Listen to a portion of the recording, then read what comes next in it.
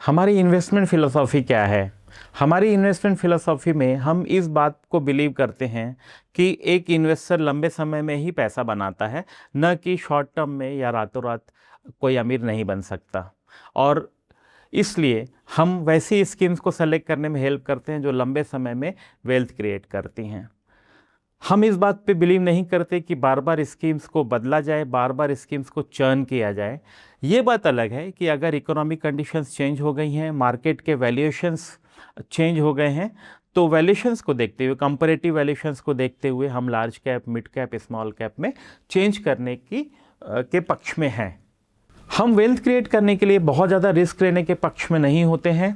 हम ये मानते हैं कि इन्वेस्टमेंट करते समय वॉरेन बफेट की इस सलाह को हमें फॉलो करना चाहिए, जिसमें इनके दो रूल्स हैं। पहला रूल ये है कि डोंट लूज़ योर मनी, और दूसरा रूल है कि always remember the rule number 1। इसका मतलब यह नहीं कि हम कैलकुलेटेड रिस्क लेने के पक्ष में नहीं हैं।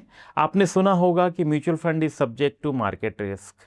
जो स्टॉक मार्केट का सिस्टेमिक रिस्क है उसको ख़त्म नहीं किया जा सकता, उसको डाइवर्सिफिकेशन वगैरह करके हम मैनेज कर सकते हैं, ख़त्म नहीं कर सकते। सिस्टेमिक रिस्क हमेशा बरकरार रहता है। इसलिए हम ये कहते हैं कि अगर किसी को वेल्थ क्रिएट करने के लिए इक्विटी फंड में इन्वेस्ट करना है तो उसका टाइम होराइजन लगभग 6 साल का होना चाहिए, क्योंकि 6 साल में एक बिजनेस साइकिल, एक तेज़ी और मंदी करीब पूरी हो जाती है। इसके अलावा अगर किसी को शॉर्ट टर्म के लिए इन्वेस्ट करना है, जो 1 साल 2 साल के लिए, तो वो इक्विटी फंड में इन्वेस्ट ना करके लिक्विड और डेब्ट फंड्स में इन्वेस्ट करे।